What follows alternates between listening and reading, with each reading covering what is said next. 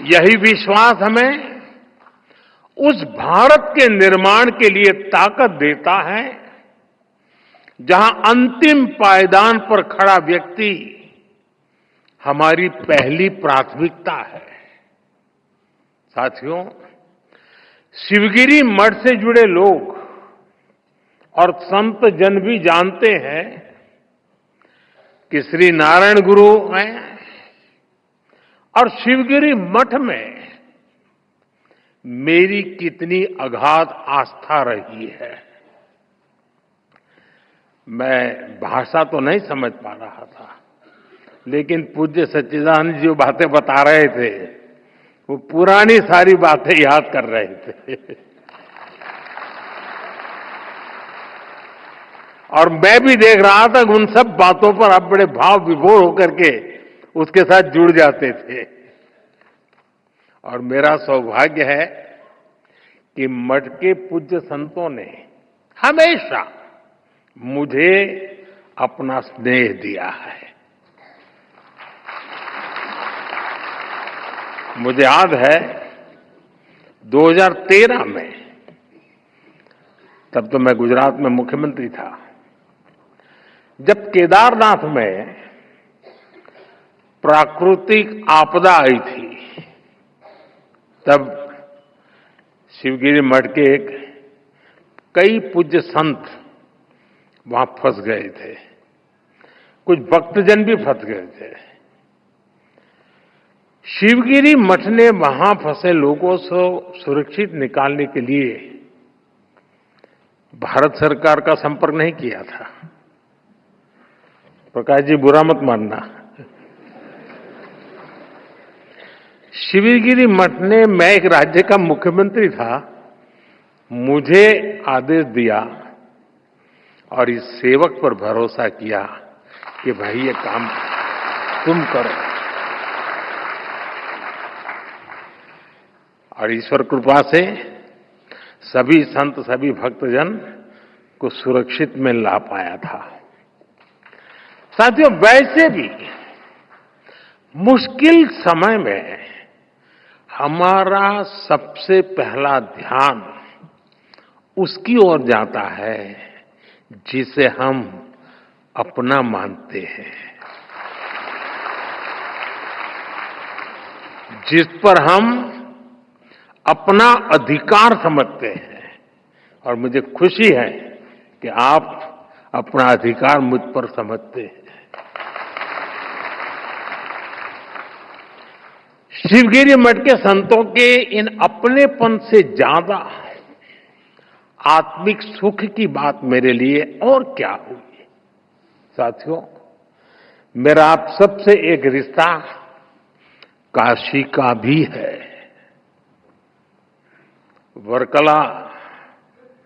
वर्कला को सदियों से दक्षिण की काशी भी कहा जाता है। और काशी चाहे उत्तर की हो या दक्षिण की, मेरे लिए हर काशी मेरी काशी ही है। साथियों, मुझे भारत की आध्यात्मिक परंपरा, ऋषियों मुनियों की विरासत, उसे करीब से जानने और जीने का सौभाग्य मिला है। भारत की ये विशेषता है कि हमारा देश जब भी मुश्किलों के भंवर में फंसता है, कोई न कोई महान विभूति देश के किसी कोने में जन्म लेकर समाज को नई दिशा दिखाती है। कोई समाज के आध्यात्मिक उत्थान के लिए काम करता है, कोई सामाजिक क्षेत्र में समाज सुधारों को गति देता है। श्री नारायण गुरु ऐसे ही महान संत थे। निवृत्ति पंचकम और आत्मोपदेश शतकम जैसी उनकी रचनाएं ये अद्वैत और अध्यात्म के किसी भी स्टूडेंट के लिए गाइड की तरह हैं। साथियों, योग और वेदांत, साधना और मुक्ति नारायण गुरु के मुख्य विषय थे, लेकिन वो जानते थे कि कुरीतियों में फंसे समाज का आध्यात्मिक उत्थान उसके सामाजिक उत्थान से ही संभव होगा। इसलिए उन्होंने अध्यात्म को समाज सुधार और समाज कल्याण का एक माध्यम बनाया। और श्री नारायण गुरु के ऐसे प्रयासों से गांधी जी ने भी प्रेरणा पाई,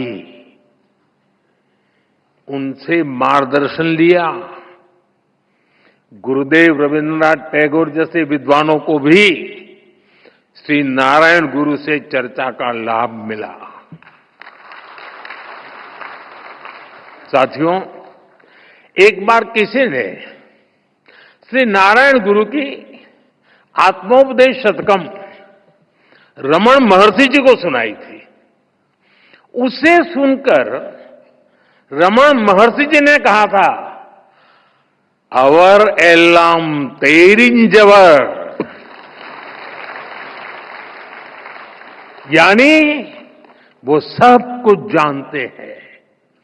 और उस दौर में जब विदेशी विचारों के प्रभाव में भारत की सभ्यता, संस्कृति और दर्शन को नीचा दिखाने के षड्यंत्र हो रहे थे, श्री नारायण गुरु ने हमें ये एहसास कराया कि कमी हमारी मूल परंपरा में नहीं है। हमें अपने आध्यात्म को सही अर्थों में आत्मसात करने की जरूरत है।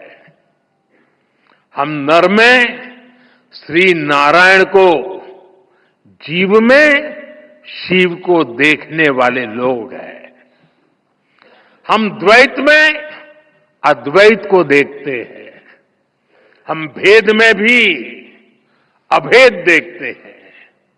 हम विविधता में भी एकता देखते हैं।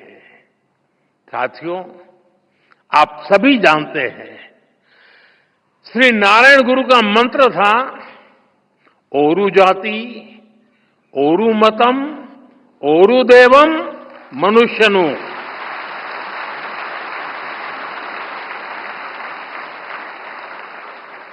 यानी पूरी मानवता की एकता, जीव मात्र की एकता, ये विचार भारत की जीवन संस्कृति का मूल है, उसका आधार है।